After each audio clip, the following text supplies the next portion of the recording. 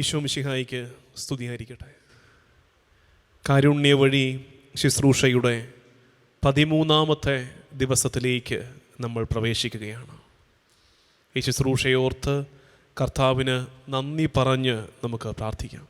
ഈശോ, ഈ ദിവസങ്ങളിൽ നീ ഞങ്ങൾക്കിടയിൽ അത്ഭുതങ്ങളും അടയാളങ്ങളും പ്രവർത്തിക്കുന്നതിനെ ഓർത്ത് നിനക്ക് നന്ദി.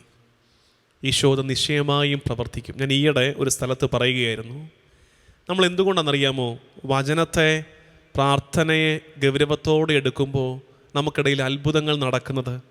അത് നമ്മളൊന്ന് പ്രാർത്ഥിച്ചു പാടെ കർത്താവ് ഉടനെ റെഡിയാക്കി പ്രാർത്ഥിച്ചോ നീ കൊടുത്തേക്കാം, അല്ല, അങ്ങനെയല്ല. മറിച്ച് കർത്താവ് നമുക്ക് മുമ്പേ തന്നെ അനുഗ്രഹങ്ങൾ തന്നിട്ടുണ്ടെന്നേ. നമുക്കൊക്കെ കർത്താവ് മുൻപേറ് ഇഷ്ടം പോലെ അനുഗ്രഹങ്ങൾ സ്വർഗത്തിൽ നിന്ന് ചൊരിഞ്ഞിട്ടുണ്ട്. പിന്നെന്താ പ്രശ്നം? നമ്മുടെ പാപാവസ്ഥ കർത്താവിനും നമുക്കുമിടയിൽ ഇങ്ങനെ തടസ്സമായിട്ട് നിൽക്കുകയാണ്. ഇതിങ്ങനെ ബ്ലോക്ക് ചെയ്യപ്പെട്ട് നിൽക്കുക. എപ്പോൾ അപ്പോൾ നമുക്ക് ഇങ്ങനെയൊക്കെ പ്രാർത്ഥിക്കുമ്പോൾ, ഇപ്പോൾ കാരുണ്യ വഴി ശുശ്രൂഷയിലേക്കൊക്കെ പ്രവേശിച്ചു, നമ്മളെന്താ ചെയ്യുന്നത്? നിങ്ങൾ ആത്മാർത്ഥതയോടെ ഈ ശുശ്രൂഷയിൽ പങ്കെടുക്കുന്ന കുറേ പേര് നന്നായിട്ട് കുമ്പസാരിച്ചില്ലേ? ചില പാപങ്ങൾ ചെയ്യാതിരുന്നില്ലേ? അകലം പാലിച്ചില്ലേ പാപങ്ങളോട്? അങ്ങനെ വരുമ്പോൾ എന്ത് പറ്റുന്നറിയാമോ? ഈ പാപമായിരുന്നു ഈ അനുഗ്രഹത്തിനും നമുക്കും ഇടയിലുള്ള തടസ്സം. ഈ പാപം നമ്മളങ്ങ് വേണ്ടെന്ന് വെക്കുന്നതോടുകൂടി നമ്മളിങ്ങനെ കാണണം, ഇങ്ങനെ തടസ്സപ്പെട്ടെന്നൊരു സാധനം പതുക്കെ മാറിപ്പോയപ്പോൾ എന്തു പറ്റി? ദൈവം മുൻപേ തന്നെ തന്നു വച്ചിരുന്ന അനുഗ്രഹം തടസ്സം മാറി ഇങ്ങോട്ടെത്താൻ തുടങ്ങി.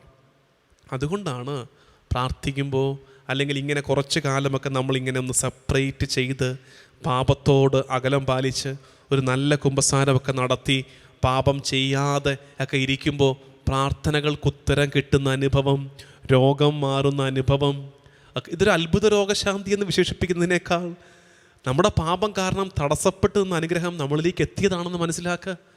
ഇറ്റ് മേക്സ് മോർ സെൻസ്, അല്ലേ? ആ വിചാരത്തോടെ അപ്പോൾ പാപത്തിൽ നിന്ന് അകന്നു നിൽക്കുമ്പോൾ നമുക്കിടയിൽ ഈ നാളുകളിൽ നമ്മൾ അത്ഭുതങ്ങൾ കാണും. കർത്താവ് അത്ഭുതം ചെയ്യുമെന്നല്ല, കർത്താവ് പണ്ടേ അത്ഭുതം ചെയ്തു വെച്ചിരിക്കുക. ആ അത്ഭുതം നമ്മളിൽ വെളിപ്പെടുന്നില്ല നമ്മുടെ പാപാവസ്ഥ കാരണം. പാപം ചെയ്യാതെ കുറച്ച് നാളൊന്ന് മാറി നിൽക്കുമ്പോൾ ഈ അത്ഭുതങ്ങൾ നമ്മുടെ കൺമുമ്പിൽ വെളിപ്പെടും. അതുപോലെ നമ്മുടെയൊക്കെ കുടുംബങ്ങളിൽ, നമ്മുടെയൊക്കെ ജീവിതങ്ങളിൽ ദൈവാനുഗ്രഹം വെളിപ്പെടുന്ന, റിവീൽ ചെയ്യപ്പെടുന്ന ദിവസങ്ങളായി ഈ ദിനങ്ങൾ മാറട്ടെ എന്ന് നമുക്ക് പരസ്പരം ആശംസിക്കുകയും പ്രാർത്ഥിക്കുകയും ചെയ്യാം. വീണ്ടും പത്രോസ് 4-ാം ദിനം. കാരുണ്യ വഴി 13ാം ദിവസമാണെങ്കിലും പത്രോസ് 4-ാം ദിവസമാണ്. ഇന്നുകൊണ്ട് പത്രോസിൻ്റെ ആ എപ്പിസോഡ് ഇനിയും വരും. പത്രോസ് ശിഷ്യപ്രമുഖനാണ്, നേതാവാണ്, ഇടയ്ക്ക് കയറി വരാതിരിക്കാൻ പറ്റില്ല. ഈ ഭാഗം, പത്രോസ് തള്ളിപ്പറയുന്ന ഭാഗം ഇന്നുകൊണ്ട് പൂർത്തിയാവുകയാണ്. ഇന്ന് നമ്മൾ വായിക്കുന്നത്, ഇന്നലെ ബൈബിൾ എടുത്ത ലൂക്ക 22:54 മുതലുള്ള വാക്യങ്ങളായിരുന്നു. ഇന്നലെ നമ്മൾ വായിച്ചൊരു പകുതിക്കാണ് നിർത്തിയത്.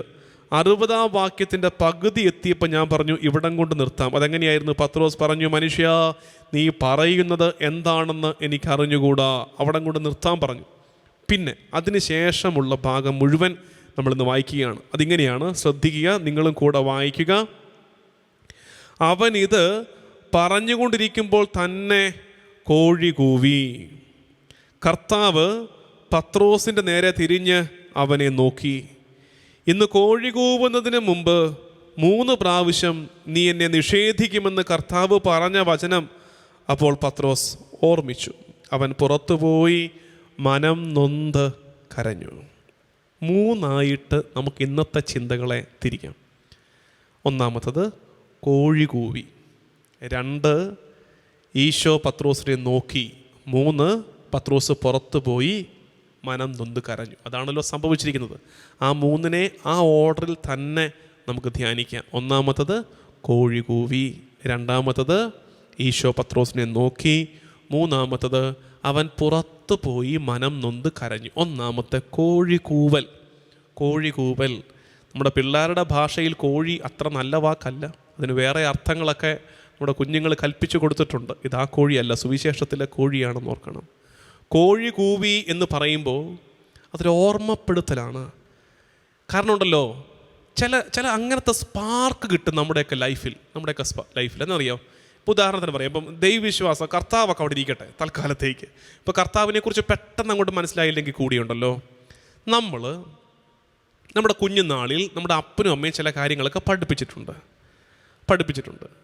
അപ്പം നമുക്കറിയാം, നമ്മളൊരു വ്യക്തിയെ റിലേറ്റ് ചെയ്യുന്നത് നമ്മുടെ കാഴ്ച, മണം. ശരിക്കും നമ്മുടെ അമ്മ അപ്പനൊക്കെ നമുക്കൊരു മണം പോലും നമ്മുടെ തലയിൽ രജിസ്റ്റർ ചെയ്തിട്ടുണ്ട്. അപ്പോൾ നമ്മളൊരു പാപം ചെയ്യാൻ വളർന്ന് നമ്മളൊക്കെ വലിയ ആൾക്കാരൊക്കെ ആയി കഴിഞ്ഞപ്പോൾ നമ്മൾ ഏതെങ്കിലും ഒരു പാപം ചെയ്യാൻ പോവാന്ന് അങ്ങനെ വിചാരിക്കണം. തൽക്കാലം വിചാരിക്കുമ്പോൾ എവിടുന്നോ നമ്മുടെ അമ്മയുടെ, നമ്മുടെ അപ്പായുടെ മണം വരികയാണ്. അവരവിടെ ഇല്ല, പക്ഷേ അമ്മയുടെ അപ്പയുടെ മണം വരുന്നു. അവരുടെ മണം വന്നപ്പോൾ പെട്ടെന്ന് നമ്മുടെ ബാല്യത്തിലേക്ക് നമ്മുടെ ഓർമ്മ പോയപ്പോൾ എന്തു പറ്റി? അയ്യോ, എൻ്റെ അമ്മയ്ക്ക് ഒട്ടും ഇഷ്ടമില്ലായിരുന്നു ഈ പാപം. അന്ന് എന്നോട് പറഞ്ഞതാ ഈ പാപം ചെയ്യരുതെന്ന്. അപ്പം നമ്മൾ ഒന്ന് സഡൻ ബ്രേക്ക് ഇടും. പെട്ടെന്ന് അമ്മയുടെ ഓർമ്മ വന്നു. ഒരിക്കലും അവിടെ വരേണ്ട കാര്യമില്ല. ഒരിക്കലും ആ പാപം ചെയ്യുന്ന വഴിക്ക് അമ്മയുടെ അപ്പൻ്റെ ഓർമ്മ വരേണ്ട കാര്യമില്ല. പക്ഷേ ഇപ്പോൾ അമ്മ ഉപയോഗിക്കുന്ന പൗഡറിൻ്റെ മണമായിരിക്കും ചിലപ്പോൾ, അല്ലെങ്കിൽ അപ്പനടിക്കുന്ന സ്പ്രേയുടെ മണം, അല്ലെങ്കിൽ അധ്വാനം കഴിഞ്ഞിട്ട് അപ്പം വരുമ്പം അപ്പൻ്റെ വിയർപ്പിൻ്റെ ഗന്ധം, അത് ശരിക്കും നമ്മുടെ തലയിൽ രജിസ്റ്റർ ചെയ്തിട്ടുണ്ട്. ആ മണം എവിടെ അടിച്ചാലും അപ്പനെ ഓർമ്മ വരും. അങ്ങനൊരു മണം കിട്ടുന്നു. നമുക്ക് ആ പാപം ചെയ്യാൻ പറ്റാതെ നമ്മൾ പുറകോട്ട് വലിയുന്ന ഒരു രംഗം ഓർത്തേ. ഇത് അതുപോലെയായിരുന്നു. പത്രോസ് 3 ആവർത്തി തള്ളി പറഞ്ഞിട്ട് ഇനി വേണലൊരു 30 പ്രാവശ്യം കൂടെ തള്ളി പറയാൻ റെഡിയായിട്ട് നിൽക്കുക പത്രോസ്. അപ്പോഴാണ് കോഴി കൂവുന്നത് പത്രോസിന് പെട്ടെന്ന് തലയിൽ മിന്നലടിച്ചു. പത്രോസ് ഓർത്തു, എൻ്റെ കർത്താവ് പറഞ്ഞതാണ് എന്നോട്, കോഴി കൂവുന്നതിന് മുമ്പ് 3 പ്രാവശ്യം നീ എന്നെ തള്ളി പറയും പത്രോസേ എന്ന് പണ്ടേ എൻ്റെ കർത്താവ് എന്നോട് പറഞ്ഞ് സൂക്ഷിക്കാൻ പറഞ്ഞതാണ്. പെട്ടെന്ന് സ്പാർക്ക് കിട്ടിയുണ്ടോ? ശരിക്കും ഇത്തരം ചില കോഴി കൂവലുകൾ നമ്മുടെയൊക്കെ ജീവിതത്തിൽ നടക്കുന്നുണ്ട് പ്രിയപ്പെട്ടവരെ, ഉണ്ട് കേട്ടോ. നമ്മൾ ചില വഴിക്ക് പോകുമ്പോൾ ആരൊക്കെയോ നമ്മളെ ഓർമ്മിപ്പിക്കുന്നില്ലേ, ഇത് ശരിയല്ല കേട്ടോ.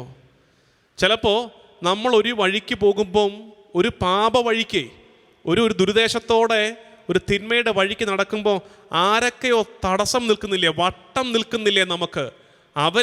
നമ്മൾ ചെയ്യാൻ പോകുന്ന പാപമൊന്നും അറിഞ്ഞിട്ടുണ്ടാകില്ല, പക്ഷേ യാത്ര മുടക്കി അവർ വട്ടം നിൽപ്പില്ലേ. ഇവരാരെന്നറിയാവോ?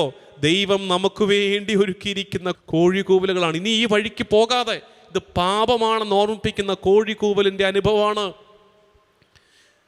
ഞാൻ വിചാരിക്കുകയാണ്, ഈ കാരുണ്യ വഴി പോലും, ഈ 40 നാളിൻ്റെ കാരുണ്യ വഴി, ഇത് ഇന്ന് ഈ 13ാമത്തെ ദിവസം എത്തുമ്പോൾ ഇന്ന് ഈ മുഴങ്ങുന്ന വചനം, ഇത് കേൾക്കുന്ന ആരുടെയോ ജീവിതത്തിൽ ഒരു കോഴിക്കൂവലാണ്, ഒരു ഓർമ്മപ്പെടുത്തലാണ്.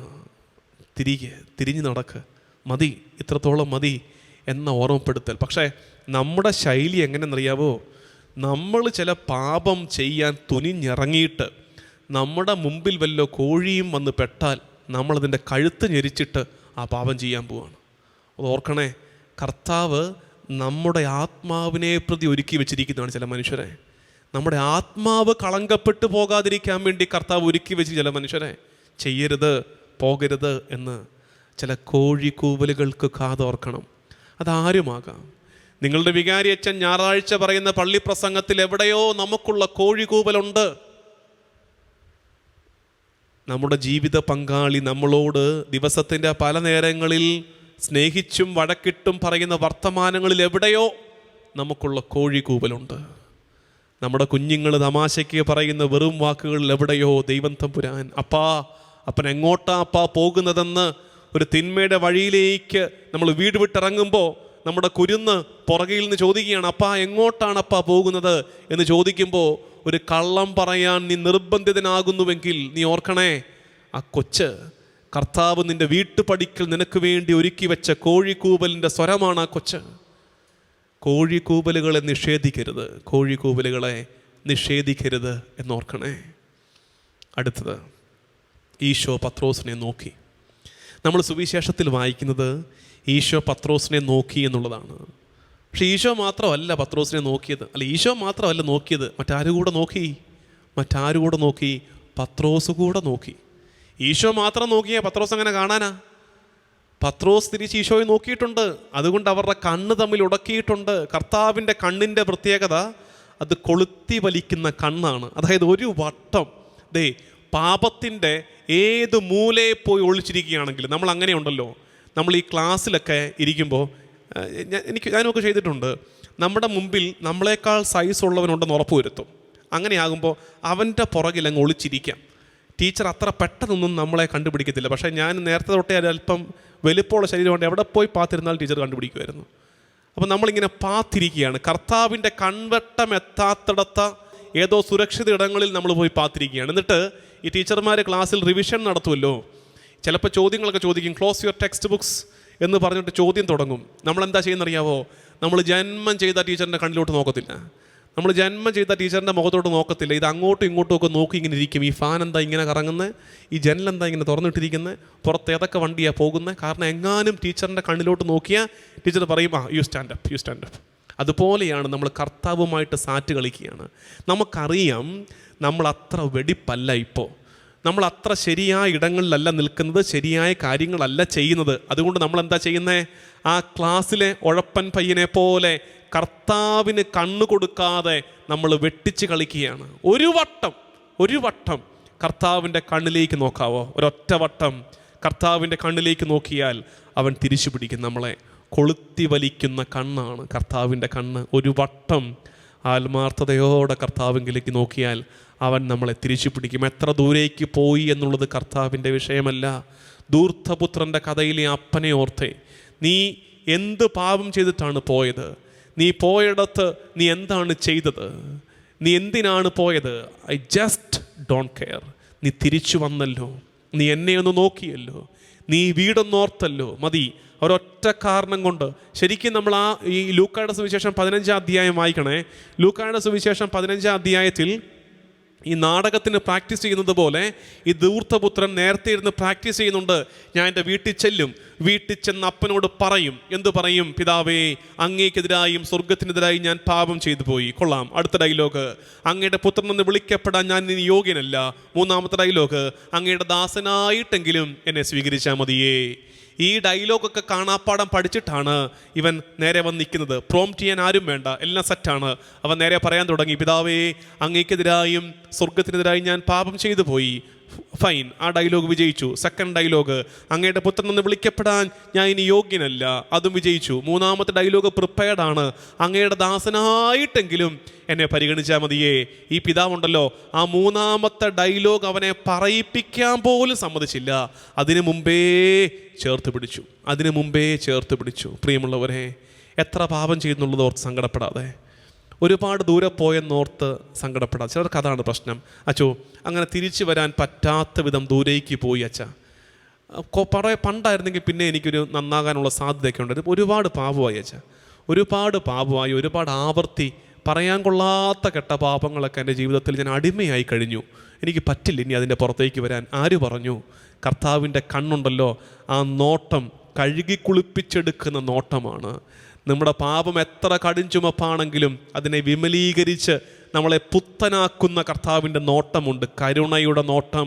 കാരുണ്യ വഴിയിൽ പങ്കെടുക്കുന്നവർ കർത്താവിൻ്റെ ആ കരുണയുടെ നോട്ടത്തിൽ വിശ്വസിക്കണം. ആ നോട്ടത്തിൽ അവൻ നമ്മളെ തിരിച്ചു പിടിക്കും, ഉറപ്പാണ്. അപ്പോൾ ഒന്നാമത്തത് എന്തായിരുന്നു നമ്മൾ പറഞ്ഞു വന്നത്? ആദ്യം അനുതാപത്തിൻ്റെ രംഗം. ഈ ലൂക്കായുടെ സുവിശേഷം 22-ാം അധ്യായത്തിൽ പത്രോസിന് സംഭവിച്ച അവൻ തള്ളിപ്പറഞ്ഞ രംഗത്തിൽ അവൻ ആദ്യം ചെയ്ത കാര്യം, അവൻ്റെ ജീവിതത്തിൽ സംഭവിച്ചത് ഒരു കോഴി കൂവി. അനുതാപത്തിൻ്റെ ആരംഭമാണ് കോഴിക്കൂവൽ. രണ്ടാമത്, കർത്താവിൻ്റെ കണ്ണിലേക്ക് അവൻ നോക്കി. കർത്താവ് കരുണയോടെ അവനെയും നോക്കി. മൂന്നാമത്, ആ വാക്യെടുത്തേ, 62-ാം വാക്യെടുത്തേ. വീണ്ടും ചോദ്യം.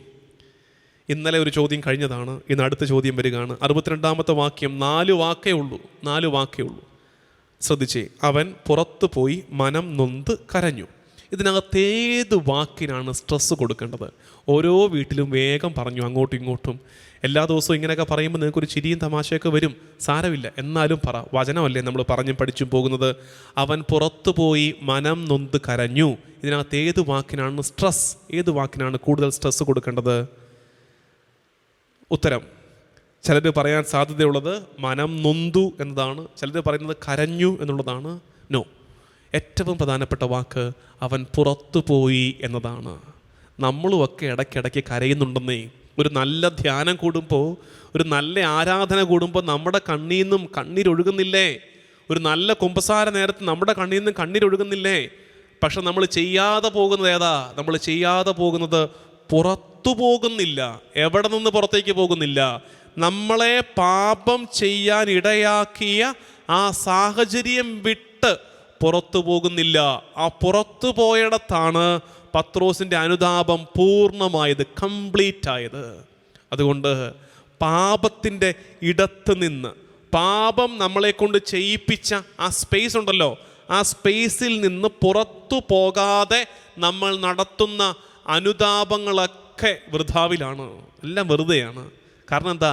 ഈ കരച്ചിലും മോങ്ങലും കഴിഞ്ഞിട്ട് പിന്നെ ഇരിക്കുന്ന അവിടെ തന്നെ അല്ലേ? അത് ഓർത്ത് നോക്കിക്കേ. ഈ കരച്ചിലും ബഹളവും കഴിഞ്ഞിട്ട് പിന്നെ ഇരിക്കുന്ന അവിടെ തന്നെ അല്ലേ? പിന്നെ നമ്മൾ പാപം ചെയ്യാതിരിക്കുമോ? ഉറപ്പായിട്ടും. സാഹചര്യം മാറുന്നില്ലല്ലോ. അതുകൊണ്ട് എന്ത് ചെയ്യണം? പാപത്തെ മാത്രം മാറ്റിയാൽ പോരാ, പാപത്തിൻ്റെ സാഹചര്യത്തിൽ നിന്നുകൂടി പുറത്തേക്ക് വരണം. പാപത്തിൻ്റെ സാഹചര്യത്തിൽ നിന്നുകൂടി പുറത്തേക്ക് വരണം. അല്ലാത്ത പക്ഷം പാപം ആവർത്തിക്കപ്പെടും. നമുക്ക് പലർക്കും പറ്റുന്ന അപകടം അതാ. എന്താ കുമ്പസാരത്തിൽ പല ആവർത്തി പറഞ്ഞിട്ടും ചില പാപങ്ങൾ മാറിപ്പോകാത്ത? അതിൻ്റെ കാരണം ചിന്തിച്ചേ. പാപം മാത്രമല്ലേ നമ്മൾ ഏറ്റുപറയുന്നുള്ളൂ, പാപ സാഹചര്യത്തിൽ നിന്ന് പുറത്ത് കിടക്കുന്നുണ്ടോ? അപ്പോൾ പാപ സാഹചര്യങ്ങളിൽ നിന്ന് പുറത്തേക്ക് വരണം. പാപം ചെയ്യിപ്പിക്കുന്ന ബന്ധങ്ങൾ, പാപം ചെയ്യിപ്പിക്കുന്ന ഇടങ്ങൾ, അതിൽ നിന്നൊക്കെ പുറത്ത് കടക്കുമ്പോഴാണ് അനുതാപം പൂർണ്ണമാകുന്നതെന്ന് ഓർക്കണേ പ്രിയമുള്ളവരെ. ഇന്ന് കേട്ട 3 കാര്യങ്ങൾ ഓർത്തേ. കോഴികൂവൽ നമ്മുടെ ജീവിതത്തിലുമുണ്ട്. അനുതാപത്തിൻ്റെ ഒരു കോഴികൂവൽ, ഒരു ക്ഷണമാണ്. It's time, return, it's time. രണ്ടാമത്തത് നമ്മൾ ചിന്തിച്ചു വന്ന കാര്യം, കർത്താവിൻ്റെ കണ്ണുകളിലേക്ക് പത്രോസ് നോക്കി. പത്രോസ് അവനെ നോക്കി. കൊളുത്തി വലിക്കുന്ന കർത്താവിൻ്റെ നോട്ടം, അത്തരമൊരു നോട്ടം ആയുസ്സിലൊരിക്കൽ കിട്ടിയാൽ മതി. കർത്താവിലേക്ക് നമ്മളിങ്ങനെ പറ്റിച്ചേർക്കപ്പെടും. അതിനുവേണ്ടി കൊതിക്കണം. ഒടുവിലത്തെ കാര്യം, പത്രോസ് പുറത്തു പോയി മനം നൊന്ത് കരഞ്ഞു. പാപ ഇടങ്ങളിൽ നിന്ന് ഒന്ന് പുറത്തേക്കിറങ്ങണം നമുക്ക്. ദൈവനാമത്തിന് മഹത്വമുണ്ടാകട്ടെ. ആമേൻ. ഇന്നത്തെ പ്രവൃത്തി. പാപസാഹചര്യങ്ങളെ ഓർത്ത് പശ്ചാത്തപിച്ച് ദൈവസന്നിധിയിലേക്ക് മടങ്ങി വരിക.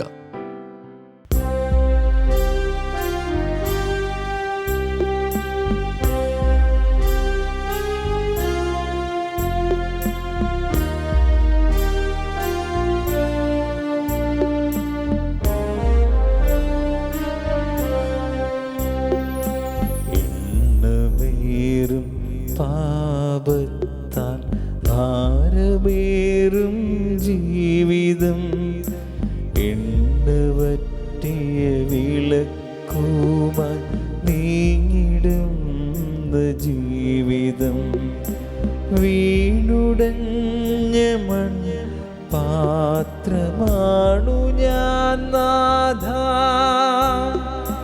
വീണ്ടുമൊരു ജനനം നൽകിയിടണമേ നാഥാ. എണ്ണമേറും പാപത്താൽ ഭാരമേറും ജീവിതം, എണ്ണവറ്റിയ വിളക്കുമായി നീങ്ങിടുന്ന ജീവിതം, വീണുടഞ്ഞ മൺ പാത്രമാണു ഞാൻ നാഥ, വീണ്ടുമൊരു ജനനം നൽകിയിടണമേ നാഥ. കരുണ തോന്നണേ, എന്നിൽ അലിവ് തോന്നണേ, പാപിയാണു ഞാൻ നാഥ, പാപിയാണു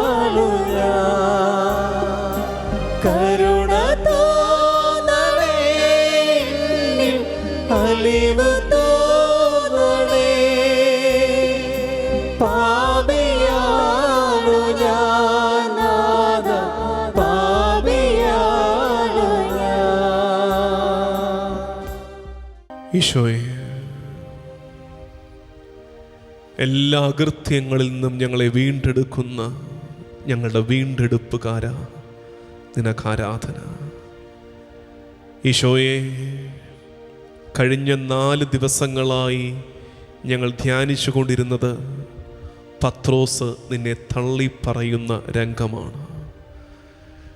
ഈ ഭാഗം തിരുമുമ്പാകെ ഇരുന്ന് ധ്യാനിക്കുകയും പ്രാർത്ഥനയുടെ വിഷയമാക്കുകയും ചെയ്യുമ്പോൾ ഞങ്ങൾ തിരിച്ചറിയുന്നു, ഞങ്ങളും പത്രോസും തമ്മിൽ ഏറെ സാമ്യങ്ങളുണ്ട്. ഈ രംഗം ഞങ്ങളെ കൂടുതൽ തിരിച്ചറിവുകളിലേക്ക് നയിക്കുന്നുണ്ട്. കർത്താവേ, ഇന്ന് ഇതിൻ്റെ സമാപന ഭാഗമാണ്. പത്രോസ് ഈശോയെ തള്ളിപ്പറഞ്ഞ ആ രംഗത്തിൻ്റെ ക്ലൈമാക്സ്. അത് തള്ളിപ്പറയലിൽ അവസാനിക്കുകയല്ലായിരുന്നു എന്നതാണ് ഞങ്ങൾക്കുള്ള പാഠം. ഈശോയെ, 3ാമത്തെ വട്ടവും പത്രോസ് നിന്നെ തള്ളിപ്പറഞ്ഞു കഴിഞ്ഞപ്പോൾ കോഴി കൂവി. ആ കോഴി കൂവൽ ഒരു ഓർമ്മപ്പെടുത്തലായിരുന്നു. ഗുരുവിനെ ഓർമ്മപ്പെടുത്തി, ഗുരു പഠിപ്പിച്ച പാഠങ്ങളെ ഓർമ്മപ്പെടുത്തി, ഒരു പൂർവകാലത്തിൻ്റെ നന്മയെ ഓർമ്മപ്പെടുത്തി. ഈശോയെ, നിന്നെ തള്ളിപ്പറഞ്ഞ് ഞങ്ങളിങ്ങനെ മുന്നോട്ട് പോകുമ്പോൾ ഞങ്ങളുടെ കാതുകളിലും ചില കോഴിക്കൂവലുകൾ മുഴങ്ങുന്നുണ്ട്. ഒരു ഓർമ്മപ്പെടുത്തൽ തെറ്റിപ്പോകുന്നുണ്ട് കേട്ടോ. ഈശോ, ഞങ്ങൾ തിരിച്ചറിയുന്നു, ഈ കാരുണ്യ വഴി ശുശ്രൂഷ പോലും ഞങ്ങളുടെ കാലത്ത് ഞങ്ങൾക്കായി നീ ഒരുക്കി വച്ചിരിക്കുന്നൊരു കോഴിക്കൂവലാണെന്ന് തിരിച്ചറിയുന്നു. ഒരു ഓർമ്മപ്പെടുത്തലാണ്. ശരിയല്ല കേട്ടോ ഈ പോക്ക് എന്ന വിധത്തിലുള്ള നിൻ്റെ ഓർമ്മപ്പെടുത്തൽ. ചില സ്വരം, ചില ഗന്ധം, ചില കാഴ്ചകൾ പഴയ കാലത്തേക്ക് ഞങ്ങളെ കൂട്ടിക്കൊണ്ടു പോകുന്നത് പോലെ ദായിപ്പോ നിൻ്റെ സന്നിധിയിൽ ഞങ്ങളിരുന്ന് പ്രാർത്ഥിക്കുന്ന ഈ നേരത്ത് നന്മയുണ്ടായിരുന്നൊരു പൂർവ്വകാലത്തിൻ്റെ ഓർമ്മകൾ ഞങ്ങളുടെ ഉള്ളിൽ വീണ്ടും തികട്ടി വരുന്നുണ്ട് കർത്താവേ. കുറച്ചുകൂടെ മെച്ചപ്പെട്ട മനുഷ്യനായി ഞാൻ ജീവിച്ചിരുന്നൊരു പൂർവ്വകാലം, കുറച്ചുകൂടെ നന്മ എന്നിലുണ്ടായിരുന്ന ഒരു നല്ല കാലം. കർത്താവേ, കാരുണ്യ വഴി ശുശ്രൂഷ, ഈ ആരാധന ഞങ്ങളുടെ ജീവിതത്തിൽ ഒരു കോഴിക്കൂവൽ പോലെ ഞങ്ങൾക്ക് അനുഭവപ്പെടട്ടെ. കോഴി കൂവിയപ്പോൾ ഈശോ, നീ പത്രോസിനെ തിരിഞ്ഞൊരു നോട്ടം നോക്കിയില്ലേ? പത്രോസും നിൻ്റെ കണ്ണുകളിലേക്ക് നോക്കി. ഒരു നോട്ടം മതി കർത്താവേ, നിനക്ക് നഷ്ടപ്പെട്ടു പോയ ആരെയും കൊളുത്തി വലിച്ചെന്ന പോലെ തിരിച്ചു പിടിക്കാൻ. പത്രോസിന് സംഭവിച്ച നന്മ അതാണ്. നിൻ്റെ കണ്ണുകളിലേക്ക്, കരുണയോടെ നോക്കുന്ന നിൻ്റെ കണ്ണുകളിലേക്ക് പത്രോസ് ഒരു വേള നോക്കി. ഞങ്ങൾ പലരും നീയുമായി ഒളിച്ച് കളിയിൽ ഏർപ്പെട്ടിരിക്കുകയാണ്. നിൻ്റെ കണ്ണുകളിലേക്ക് നോക്കാൻ മടിച്ച് ഞങ്ങൾ കാഴ്ച തിരിച്ച് മറ്റു പലതിലേക്കും ഇപ്പോൾ നോക്കിക്കൊണ്ടിരിക്കുന്നതിൻ്റെ കാരണം ഞങ്ങൾക്കറിയാം. നിൻ്റെ കണ്ണ് കൊളുത്തി വലിക്കുന്ന കണ്ണാണ്. നിൻ്റെ കണ്ണിലേക്ക് ഒരു തവണ സ്നേഹത്തോടെ, കൊതിയോടെ ഞാൻ നോക്കിയാൽ മതി. ഞാൻ ഇപ്പോൾ ആയിരിക്കുന്ന ഏത് പാപാവസ്ഥയിൽ നിന്നും എന്നെ വലിച്ചു പുറത്തേക്കിട്ട് നിൻ്റേതാക്കി ചേർത്ത് പിടിക്കാൻ തക്കവിധം കരുണയുടെ സമൃദ്ധിയുണ്ട് എൻ്റെ കർത്താവേ നിൻ്റെ നെഞ്ചിൽ. ഈശോയെ, നിൻ്റെ കണ്ണുകളിലേക്ക് ഞങ്ങൾ നോക്കട്ടെ. നിൻ്റെ കരുണയുള്ള കണ്ണുകളിലേക്ക് ഞങ്ങൾ നോക്കട്ടെ. ആ നോട്ടത്തിൻ്റെ ഒടുവിൽ പത്രോസിന് സംഭവിച്ചത്, അവൻ പൊട്ടിക്കരഞ്ഞു എന്നത് മാത്രമല്ല, അവൻ പുറത്തിറങ്ങി പൊട്ടിക്കരഞ്ഞു. എവിടെ നിന്ന് പുറത്തേക്കിറങ്ങി? അവനെ പാപം ചെയ്യിപ്പിച്ച സാഹചര്യത്തിൽ നിന്ന് അവൻ പുറത്തേക്കിറങ്ങി. കർത്താവേ, ഞങ്ങളും ഇടയ്ക്കൊക്കെ കരയാറുണ്ട്, ഇടയ്ക്കൊക്കെ ഞങ്ങളുടെ കണ്ണും നിറയാറുണ്ട്, നിറഞ്ഞൊഴുകാറുണ്ട്. പക്ഷെ ഒരിക്കലും ഞങ്ങൾ പുറത്തേക്കിറങ്ങാറില്ല. ഞങ്ങളെ പാപത്തിലേക്ക് നയിക്കുന്ന സാഹചര്യങ്ങളിൽ നിന്ന്, ആ ചുറ്റുവട്ടങ്ങളിൽ നിന്ന് പുറത്തേക്കിറങ്ങി കരയുമ്പോഴാണ് അനുതാപം അർത്ഥവത്തും പൂർണ്ണവുമാകുന്നതെന്ന് ഞങ്ങൾ തിരിച്ചറിയുന്നു. ഈശോ, ഇന്ന് ഈ ആരാധനയിൽ ഞങ്ങൾ കൃപ ചോദിക്കുകയാണ്. പാപ സാഹചര്യങ്ങളിൽ നിന്ന് പുറത്തേക്കിറങ്ങി കണ്ണുനീരൊഴുക്കി അനുതാപത്തോടെ പ്രാർത്ഥിക്കാനുള്ള കൃപയ്ക്കു വേണ്ടി ഞങ്ങൾ യാചിക്കുകയാണ്. ദൈവജനമേ, ഇന്നത്തെ കരുണക്കൊന്തയിൽ നമ്മളുടെ അനുതാപം ആഗ്രഹിച്ച് പ്രാർത്ഥിക്കണം. ഉള്ളം തപിക്കണം. ചൂടുകൊണ്ട്, അനുതാപത്തിൻ്റെ, പാപബോധത്തിൻ്റെ ചൂടുകൊണ്ട് ഉള്ളു പൊള്ളണം. നമുക്ക് നടക്കുന്ന വഴിയിൽ നിന്ന് മാറി നടക്കാൻ, കർത്താവിൻ്റെ കണ്ണുകളിലേക്ക് നോക്കാൻ, ഈ കോഴിക്കൂവലിന്, ഈ ഓർമ്മപ്പെടുത്തലിന് കാതോർക്കുവാൻ, അങ്ങനെ ഞങ്ങളുടെ ജീവിതത്തിൽ ഒരു മാറ്റം സംഭവിക്കാൻ. കർത്താവേ, 3 വട്ടം തള്ളിപ്പറഞ്ഞ ഞങ്ങളെ കൊണ്ട്, 3 വട്ടം തള്ളിപ്പറഞ്ഞ പത്രോസിനെ കൊണ്ട് നീ 3 പ്രാവശ്യം ഏറ്റുപറയിപ്പിച്ചില്ലേ, ഞാൻ നിന്നെ സ്നേഹിക്കുന്നു, സ്നേഹിക്കുന്നു, സ്നേഹിക്കുന്നുവെന്ന് തിബേരിയാസിൻ്റെ തീരത്ത് വെച്ച്. അതുപോലെ ഇന്ന് ഈ കരുണക്കൊന്തയിൽ, ഇന്ന് ഈ ആരാധനയിൽ ഞങ്ങൾ എത്രയാവർത്തി ഞങ്ങളുടെ പൂർവ്വകാലത്ത് നിന്നെ തള്ളി പറഞ്ഞു പോയിട്ടുണ്ടോ അത്രയും മടങ്ങ് മടുപ്പ് കൂടാതെ ഏറ്റുപറഞ്ഞ് പ്രാർത്ഥിക്കട്ടെ. ഈശോയേ, ഞങ്ങൾ നിന്നെ സ്നേഹിക്കുന്നു, നിൻ്റെ കരുണ ഞങ്ങളുടെ മേൽ ചൊരിയണമേ എന്ന് പ്രാർത്ഥിക്കാം. ദൈവജനമേ, സാധിക്കുന്നവർ മുട്ടിന്മേൽ നിന്ന് കരുണക്കൊന്തയിലേക്ക് നമുക്ക് പ്രവേശിക്കാം. ഈശോയുടെ കരുണയ്ക്കായി ദാഹിച്ച് നമുക്ക് പാടി പ്രാർത്ഥിക്കാം.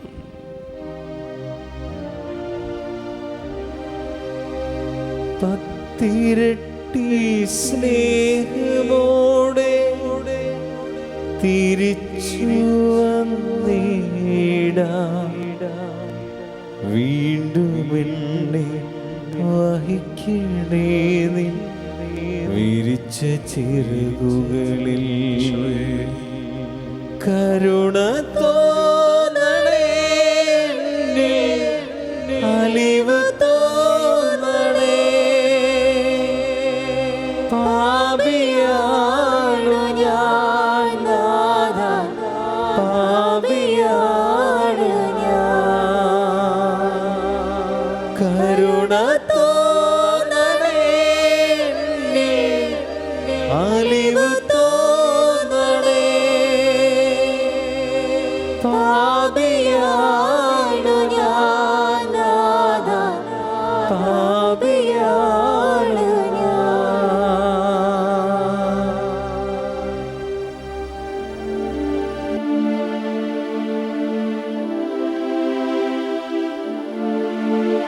സ്വർഗസ്ഥനായ ഞങ്ങളുടെ പിതാവേ, അങ്ങയുടെ നാമം പൂജിതമാകണമേ, അങ്ങയുടെ രാജ്യം വരണമേ, അങ്ങയുടെ തിരുമനസ് സ്വർഗത്തിലെ പോലെ ഭൂമിയിലുമാകണമേ. വേണ്ടുന്ന ആഹാരം ഇന്ന് ഞങ്ങൾക്ക് തരണമേ. ഞങ്ങളോട് തെറ്റ് ചെയ്യുന്നവരോട് ഞങ്ങൾ ക്ഷമിക്കുന്നത് പോലെ ഞങ്ങളുടെ തെറ്റുകൾ ഞങ്ങളോട് ക്ഷമിക്കണമേ. ഞങ്ങളെ പ്രലോഭനത്തിൽ ഉൾപ്പെടുത്തരുതേ, തിന്മയിൽ ഞങ്ങളെ രക്ഷിക്കണമേ. ആമേൻ. നന്മ നിറഞ്ഞ മറിയമേ, സ്വസ്തി, കർത്താവ് അങ്ങയുടെ കൂടെ സ്ത്രീകളിൽ അങ്ങ് അനുഗ്രഹിക്കപ്പെട്ടവളാകുന്നു. അങ്ങയുടെ ഉദരത്തിൻ ഫലമായ യേശു അനുഗ്രഹിക്കപ്പെട്ടവനാകുന്നു. പരിശുദ്ധ മറിയമേ, തമ്പുരാന്റെ അമ്മേ, പാപികളായ ഞങ്ങൾക്ക് വേണ്ടി ഇപ്പോഴും ഞങ്ങളുടെ മരണസമയത്തും തമ്പുരാനോട് അപേക്ഷിക്കണമേ. ആമേൻ. വിശ്വാസ പ്രമാണം. സർവശക്തനായ പിതാവും ആകാശത്തിൻ്റെയും ഭൂമിയുടെയും സൃഷ്ടാവുമായ ദൈവത്തിൽ ഞാൻ വിശ്വസിക്കുന്നു. അവിടുത്തെ ഏകപുത്രനും ഞങ്ങളുടെ കർത്താവുമായ ഈശോ മിശിഹായിലും ഞാൻ വിശ്വസിക്കുന്നു. ഈ പുത്രൻ പരിശുദ്ധാത്മാവിനാൽ ഗർഭസ്ഥനായി കന്യകാമറിയത്തിൽ നിന്ന് പിറന്ന് പന്ത്യൂസ് പിലാത്തോസിന്റെ കാലത്ത് പീഡകൾ സഹിച്ച് കുരിശിൽ തറയ്ക്കപ്പെട്ട് മരിച്ച് അടക്കപ്പെട്ട് പാതാളങ്ങളിൽ ഇറങ്ങി മരിച്ചവരുടെ ഇടയിൽ നിന്ന് 3-ാം നാൾ ഉയർത്ത് സ്വർഗത്തിലേക്ക് എഴുന്നള്ളി സർവശക്തിയുള്ള പിതാവായ ദൈവത്തിന്റെ വലത് ഭാഗത്തിരിക്കുന്നു. അവിടെ നിന്ന് ജീവിക്കുന്നവരെയും മരിച്ചവരെയും വിധിക്കാൻ വരുമെന്ന് ഞാൻ വിശ്വസിക്കുന്നു. പരിശുദ്ധാത്മാവിലും ഞാൻ വിശ്വസിക്കുന്നു. വിശുദ്ധ കത്തോലിക്കാ സഭയിലും പുണ്യവാന്മാരുടെ ഐക്യത്തിലും പാപങ്ങളുടെ മോചനത്തിലും ശരീരത്തിന്റെ ഉയർപ്പിലും നിത്യമായ ജീവിതത്തിലും ഞാൻ വിശ്വസിക്കുന്നു. ആമേൻ. നിത്യപിതാവേ, ഞങ്ങളുടെയും ലോകം മുഴുവൻ്റെയും പാപങ്ങൾക്ക് പരിഹാരമായി അങ്ങയുടെ പ്രിയപുത്രനും ഞങ്ങളുടെ കർത്താവുമായ ഈശോ മിശിഹായുടെ തിരുശരീരവും തിരുരക്തവും ആത്മാവും ദൈവത്വവും അങ്ങേക്ക് ഞങ്ങൾ കാഴ്ചവെക്കുന്നു. ഈശോയുടെ അതിദാരുണമായ പീഡാസഹനങ്ങളെ പ്രതി പിതാവേ, ഞങ്ങളുടെ മേലും ലോകം മുഴുവന്റെ മേലും കരുണയായിരിക്കണമേ. ഈശോയുടെ അതിദാരുണമായ പീഡാസഹനങ്ങളെ പ്രതി പിതാവേ, ഞങ്ങളുടെ മേലും ലോകം മുഴുവന്റെ മേലും കരുണയായിരിക്കണമേ. ഈശോയുടെ അതിദാരുണമായ പീഡാസഹനങ്ങളെ പ്രതി പിതാവേ, ഞങ്ങളുടെ മേലും ലോകം മുഴുവന്റെ മേലും കരുണയായിരിക്കണമേ. ഈശോയുടെ അതിദാരുണമായ പീഡാസഹനങ്ങളെ പ്രതി പിതാവേ, ഞങ്ങളുടെ മേലും ലോകം മുഴുവന്റെ മേലും കരുണയായിരിക്കണമേ. ഈശോയുടെ അതിദാരുണമായ പീഡാസഹനങ്ങളെ പ്രതി പിതാവേ, ഞങ്ങളുടെ മേലും ലോകം മുഴുവന്റെ മേലും കരുണയായിരിക്കണമേ. ഈശോയുടെ അതിദാരുണമായ പീഡാസഹനങ്ങളെ പ്രതി പിതാവേ, ഞങ്ങളുടെ മേലും ലോകം മുഴുവന്റെ മേലും കരുണയായിരിക്കണമേ. ഈശോയുടെ അതിദാരുണമായ പീഡാസഹനങ്ങളെ പ്രതി പിതാവേ, ഞങ്ങളുടെ മേലും ലോകം മുഴുവന്റെ മേലും കരുണയായിരിക്കണമേ. ഈശോയുടെ അതിദാരുണമായ പീഡാസഹനങ്ങളെ പ്രതി പിതാവേ, ഞങ്ങളുടെ മേലും ലോകം മുഴുവന്റെ മേലും കരുണയായിരിക്കണമേ. ഈശോയുടെ അതിദാരുണമായ പീഡാസഹനങ്ങളെ പ്രതി പിതാവേ, ഞങ്ങളുടെ മേലും ലോകം മുഴുവന്റെ മേലും കരുണയായിരിക്കണമേ. ഈശോയുടെ അതിദാരുണമായ പീഡാസഹനങ്ങളെ പ്രതി പിതാവേ, ഞങ്ങളുടെ മേലും ലോകം മുഴുവന്റെ മേലും കരുണയായിരിക്കണമേ. പരിശുദ്ധനായ ദൈവമേ, പരിശുദ്ധനായ ബലവാനെ, പരിശുദ്ധനായ അമർത്തനെ, ഞങ്ങളുടെ മേലും ലോകം മുഴുവന്റെ മേലും കരുണയായിരിക്കണമേ. പരിശുദ്ധനായ ദൈവമേ, പരിശുദ്ധനായ ബലവാനെ, പരിശുദ്ധനായ അമർത്തനെ, ഞങ്ങളുടെ മേലും ലോകം മുഴുവന്റെ മേലും കരുണയായിരിക്കണമേ. പരിശുദ്ധനായ ദൈവമേ, പരിശുദ്ധനായ ബലവാനെ, പരിശുദ്ധനായ അമർത്തനെ, ഞങ്ങളുടെ മേലും ലോകം മുഴുവന്റെ മേലും കരുണയായിരിക്കണമേ. നിത്യപിതാവേ, ഞങ്ങളുടെയും ലോകം മുഴുവൻ്റെയും പാപങ്ങൾക്ക് പരിഹാരമായി അങ്ങയുടെ പ്രിയപുത്രനും ഞങ്ങളുടെ കർത്താവുമായ ഈശോ മിശിഹായുടെ തിരുശരീരവും തിരുരക്തവും ആത്മാവും ദൈവത്വവും അങ്ങേക്ക് ഞങ്ങൾ കാഴ്ചവെക്കുന്നു.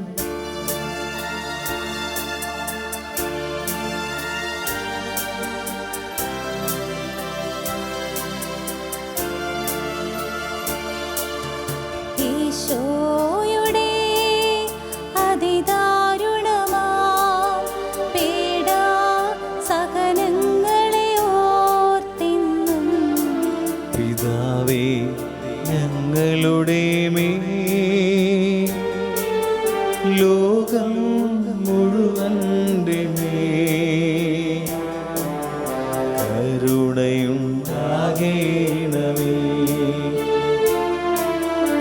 ഈശോയുടെ അതിദാരുണമാം പീഡാസഹനങ്ങളെ ഓർത്തിന്നും പിതാവേ, ഞങ്ങളുടെ മേൽ ലോകം മുഴുവന്റെ മേൽ കരുണയുണ്ടാകേണമേ.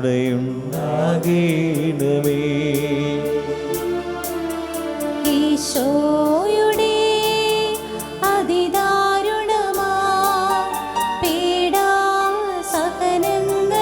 ഓർത്തിന്നും പിതാവേ, ഞങ്ങളുടെ മേൽ ലോകം മുഴുവന്റെ മേൽ കരുണയുണ്ടാകേണമേ. ഈശോയുടെ അതിദാരുണമാം പീഡാസഹനങ്ങളെ ഓർത്തിന്നും പിതാവേ, ഞങ്ങളുടെ മേൽ ലോകം മുഴുവന്റെ മേൽ കരുണയുണ്ടാകേണമേ. ഈശോയുടെ അതിദാരുണമാം പീഡാസഹനങ്ങളെ ഓർത്തിന്നും പിതാവേ, ഞങ്ങളുടെ മേൽ ലോകം മുഴുവന്റെ മേൽ കരുണയുണ്ടാകേണമേ.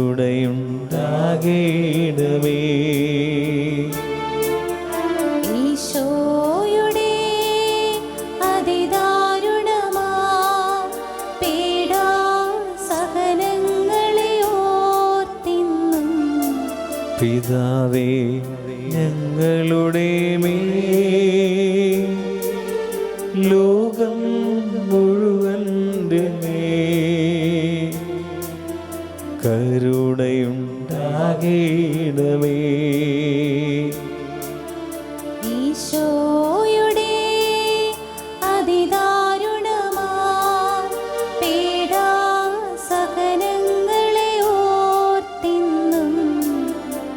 പിതാവേ ഞങ്ങളുടെ മേൽ ലോകം മുഴുവൻ്റെ മേൽ കരുണയുണ്ടാകേണമേ. ഈശോയുടെ അതിദാരുണമാ പീഡാസഹനങ്ങളെ ഓർത്തിന്നും പിതാവേ ഞങ്ങളുടെ മേൽ ലോകം മുഴുവൻ്റെ മേൽ കരുണയുണ്ടാകേണമേ. ഈശോയുടെ അതിദാരുണമാ പീഡാസഹനങ്ങളെ ഓർത്തിന്നും പിതാവേ ഞങ്ങളുടെ മേൽ ലോകം മുഴുവൻ്റെ മേൽ കരുണയുണ്ടാകേണമേ. ഈശോയുടെ അതിദാരുണമാ പീഡാസഹനങ്ങളെ ഓർത്തിന്നും പിതാവേ ഞങ്ങളുടെ മേൽ ലോകം മുഴുവൻ്റെ മേൽ കരുണയുണ്ടാകേണമേ. പരിശുദ്ധനായ ദൈവമേ, പരിശുദ്ധനായ ബലവാനേ, പരിശുദ്ധനായ അമർത്യനേ, ഞങ്ങളുടെ മേലും ലോകം മുഴുവന്റെ മേലും കരുണയായിരിക്കണമേ. പരിശുദ്ധനായ ദൈവമേ, പരിശുദ്ധനായ ബലവാനേ, പരിശുദ്ധനായ അമർത്യനേ, ഞങ്ങളുടെ മേലും ലോകം മുഴുവന്റെ മേലും കരുണയായിരിക്കണമേ. പരിശുദ്ധനായ ദൈവമേ, പരിശുദ്ധനായ ബലവാനേ, പരിശുദ്ധനായ അമർത്യനേ, ഞങ്ങളുടെ മേലും ലോകം മുഴുവന്റെ മേലും കരുണയായിരിക്കണമേ. നിത്യപിതാവേ, ഞങ്ങളുടെയും ലോകം മുഴുവന്റെയും പാപങ്ങൾക്ക് പരിഹാരമായി അങ്ങയുടെ പ്രിയപുത്രനും ഞങ്ങളുടെ കർത്താവുമായ ഈശോമിശിഹായുടെ തിരുശരീരവും തിരുരക്തവും ആത്മാവും ദൈവത്വവും അങ്ങേക്ക് ഞങ്ങൾ കാഴ്ചവെക്കുന്നു. ഈശോയുടെ ദാരുണമായ പീഡാസഹനങ്ങളെ പ്രതി പിതാവേ ഞങ്ങളുടെ മേലും ലോകം മുഴുവന്റെ മേലും കരുണയായിരിക്കണമേ. ഈശോയുടെ ദാരുണമായ പീഡാസഹനങ്ങളെ പ്രതി പിതാവേ ഞങ്ങളുടെ മേലും ലോകം മുഴുവന്റെ മേലും കരുണയായിരിക്കണമേ. ഈശോയുടെ ദാരുണമായ പീഡാസഹനങ്ങളെ പ്രതി പിതാവേ ഞങ്ങളുടെ മേലും ലോകം മുഴുവന്റെ മേലും കരുണയായിരിക്കണമേ. ഈശോയുടെ ദാരുണമായ പീഡാസഹനങ്ങളെ പ്രതി പിതാവേ ഞങ്ങളുടെ മേലും ലോകം മുഴുവന്റെ മേലും കരുണയായിരിക്കണമേ. ഈശോയുടെ ദാരുണമായ പീഡാസഹനങ്ങളെ പ്രതി പിതാവേ ഞങ്ങളുടെ മേലും ലോകം മുഴുവന്റെ മേലും കരുണയായിരിക്കണമേ. ഈശോയുടെ ദാരുണമായ പീഡാസഹനങ്ങളെ പ്രതി പിതാവേ ഞങ്ങളുടെ മേലും ലോകം മുഴുവന്റെ മേലും കരുണയായിരിക്കണമേ. ഈശോയുടെ ദാരുണമായ പീഡാസഹനങ്ങളെ പ്രതി പിതാവേ ഞങ്ങളുടെ മേലും ലോകം മുഴുവന്റെ മേലും കരുണയായിരിക്കണമേ. ഈശോയുടെ ദാരുണമായ പീഡാസഹനങ്ങളെ പ്രതി പിതാവേ ഞങ്ങളുടെ മേലും ലോകം മുഴുവന്റെ മേലും കരുണയായിരിക്കണമേ. ഈശോയുടെ ദാരുണമായ പീഡാസഹനങ്ങളെ പ്രതി പിതാവേ ഞങ്ങളുടെ മേലും ലോകം മുഴുവന്റെ മേലും കരുണയായിരിക്കണമേ. ഈശോയുടെ ദാരുണമായ പീഡാസഹനങ്ങളെ പ്രതി പിതാവേ ഞങ്ങളുടെ മേലും ലോകം മുഴുവന്റെ മേലും കരുണയായിരിക്കണമേ. പരിശുദ്ധനായ ദൈവമേ, പരിശുദ്ധനായ ബലവാനേ, പരിശുദ്ധനായ അമർത്യനേ, ഞങ്ങളുടെ മേലും ലോകം മുഴുവന്റെ മേലും കരുണയായിരിക്കണമേ. പരിശുദ്ധനായ ദൈവമേ, പരിശുദ്ധനായ ബലവാനേ, പരിശുദ്ധനായ അമർത്യനേ, ഞങ്ങളുടെ മേലും ലോകം മുഴുവന്റെ മേലും കരുണയായിരിക്കണമേ. പരിശുദ്ധനായ ദൈവമേ, പരിശുദ്ധനായ ബലവാനേ, പരിശുദ്ധനായ അമർത്യനേ, ഞങ്ങളുടെ മേലും ലോകം മുഴുവന്റെ മേലും കരുണയായിരിക്കണമേ. നിത്യപിതാവേ ഞങ്ങളുടെയും ലോകം മുഴുവൻ്റെയും പാപങ്ങൾക്ക് പരിഹാരമായി അങ്ങയുടെ പ്രിയപുത്രനും ഞങ്ങളുടെ കർത്താവുമായ ഈശോ മിശിഹായുടെ തിരുശരീരവും തിരുരക്തവും ആത്മാവും ദൈവത്വവും അങ്ങേക്ക് ഞങ്ങൾ കാഴ്ചവെക്കുന്നു. ഈശോയുടെ അതിദാരുണമായ പീഡാസഹനങ്ങളെ പ്രതി പിതാവേ, ഞങ്ങളുടെ മേലും ലോകം മുഴുവന്റെ മേലും കരുണയായിരിക്കണമേ. ഈശോയുടെ അതിദാരുണമായ പീഡാസഹനങ്ങളെ പ്രതി പിതാവേ, ഞങ്ങളുടെ മേലും ലോകം മുഴുവന്റെ മേലും കരുണയായിരിക്കണമേ. ഈശോയുടെ അതിദാരുണമായ പീഡാസഹനങ്ങളെ പ്രതി പിതാവേ, ഞങ്ങളുടെ മേലും ലോകം മുഴുവന്റെ മേലും കരുണയായിരിക്കണമേ.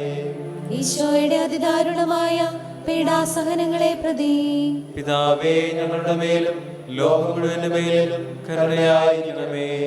ഈശോയുടെ അതിദാരുണമായ പീഡാസഹനങ്ങളെ പ്രതി പിതാവേ, ഞങ്ങളുടെ മേലും ലോകം മുഴുവന്റെ മേലും കരുണയായിരിക്കണമേ.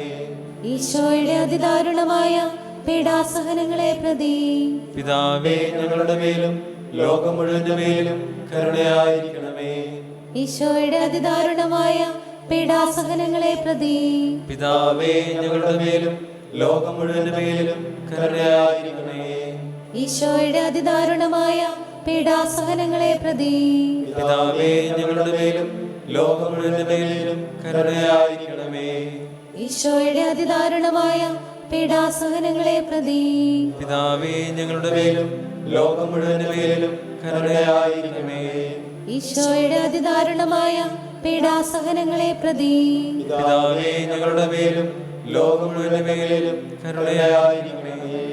പരിശുദ്ധനായ ദൈവമേ, പരിശുദ്ധനായ ബലവാനേ, പരിശുദ്ധനായ അമർത്യനേ, ഞങ്ങളുടെ മേലും ലോകം മുഴുവന്റെ മേലും കരുണയായിരിക്കണമേ. പരിശുദ്ധനായ ദൈവമേ, പരിശുദ്ധനായ ബലവാനേ, പരിശുദ്ധനായ അമർത്യനേ, ഞങ്ങളുടെ മേലും ലോകം മുഴുവന്റെ മേലും കരുണയായിരിക്കണമേ. പരിശുദ്ധനായ ദൈവമേ, പരിശുദ്ധനായ ബലവാനേ, പരിശുദ്ധനായ അമർത്യനേ, ഞങ്ങളുടെ മേലും ലോകം മുഴുവന്റെ മേലും കരുണയായിരിക്കണമേ.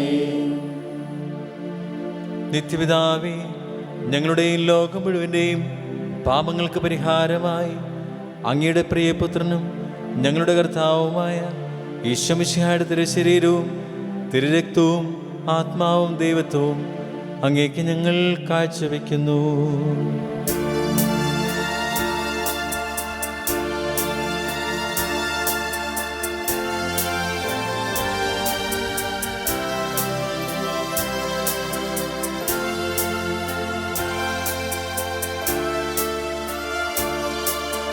ഈശോയുടെ അതിദാരുണമാ പീഡാ സഹനങ്ങളെ ഓർത്തെന്നും പിതാവേ ഞങ്ങളുടെ മേൽ ലോകം മുഴുവന്റെ മേൽ കരുണയുണ്ടാകണമേ. ഈശോയുടെ അതിദാരുണമാ പീഡാ സഹനങ്ങളെ ഓർത്തെന്നും പിതാവേ ഞങ്ങളുടെ മേൽ ലോകം മുഴുവന്റെ മേൽ കരുണയുണ്ടാകണമേ. ഈശോയുടെ അതിദാരുണമാ പീഡാ സഹനങ്ങളെ ഓർത്തെന്നും പിതാവേ ഞങ്ങളുടെ മേൽ ലോകം മുഴുവന്റെ മേൽ കരുണയുണ്ടാകണമേ. ഈശോയുടെ അതിദാരുണമാ പീഡാ സഹനങ്ങളെ ഓർത്തെന്നും പിതാവേ ഞങ്ങളുടെ മേൽ ലോകം മുഴുവന്റെ മേൽ കരുണയുണ്ടാകണമേ. ഈശോയുടെ അതിദാരുണമാ പീഡാ സഹനങ്ങളെ ഓർത്തെന്നും പിതാവേ ഞങ്ങളുടെ മേൽ ലോകം മുഴുവന്റെ മേൽ കരുണയുണ്ടാകണമേ. ഈശോയുടെ അതിദാരുണമാ പീഡാ സഹനങ്ങളെ ഓർത്തെന്നും പിതാവേ ഞങ്ങളുടെ മേൽ ലോകം മുഴുവന്റെ മേൽ കരുണയുണ്ടാകണമേ. ഈശോയുടെ അതിദാരുണമാ പീഡാ സഹനങ്ങളെ ഓർത്തെന്നും പിതാവേ ഞങ്ങളുടെ മേൽ ലോകം മുഴുവന്റെ മേൽ കരുണയുണ്ടാകണമേ.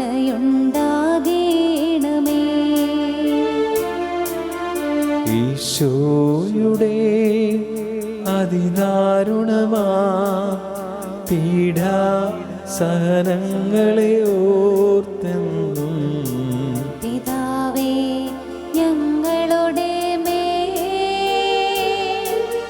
ലോകം മുഴുവന്റെ മേൽ കരുണയുണ്ടാകണമേ. ഈശോയുടെ അതിദാരുണമാ പീഡാ സഹനങ്ങളെ ഓർത്തെന്നും പിതാവേ ഞങ്ങളുടെ മേൽ ലോകം മുഴുവന്റെ മേൽ കരുണയുണ്ടാകണമേ.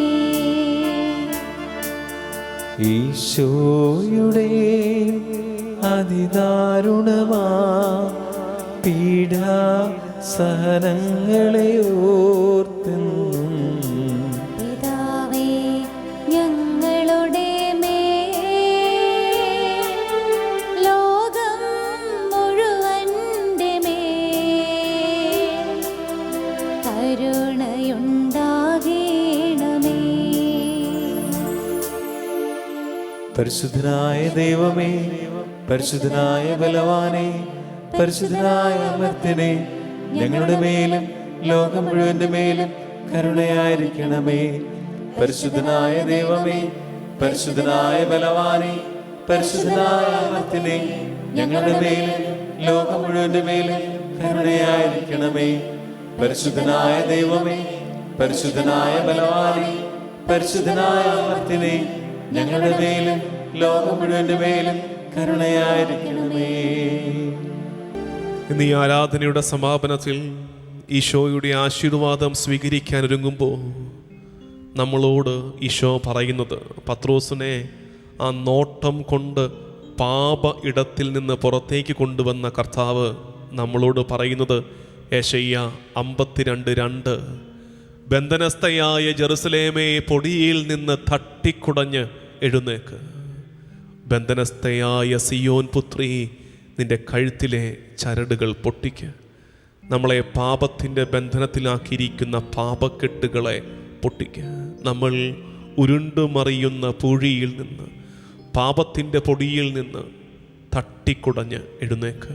യെശയ്യാ 52:2, ബന്ധനസ്ഥയായ ജെറുസലേമേ പൊടിയിൽ നിന്ന് തട്ടിക്കുടഞ്ഞെഴുന്നേൽക്ക്, ബന്ധനസ്ഥയായ സിയോൻ പുത്രി നിന്റെ കഴുത്തിലെ ചരടുകൾ പൊട്ടിക്കുക.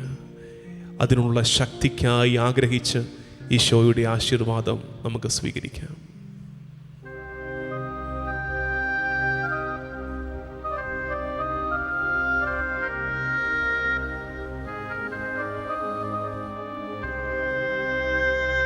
പത്തിരട്ടി സ്നേഹമോടെ തിരിച്ചു വന്നിടാൻ വീണ്ടും എന്നെ വഹിക്കണേ നീ വിരിച്ച ചിറകുകളിൽ. കരുണ തോന്നണേ എന്നിൽ, അലിവ് തോന്നണേ. പാപിയാണു ഞാൻ നാഥാ, പാപിയാണു ഞാൻ. കരുണ തോന്നണേ എന്നിൽ, അലിവ് തോന്നണേ. പാപിയാണു ഞാൻ നാഥാ, പാപിയാണു ഞാൻ. എണ്ണമേറും പാപത്താൽ ഭാരമേറും ജീവിതം, എണ്ണവറ്റിയ വിളക്കുമായി നീങ്ങിടുന്ന ജീവിതം.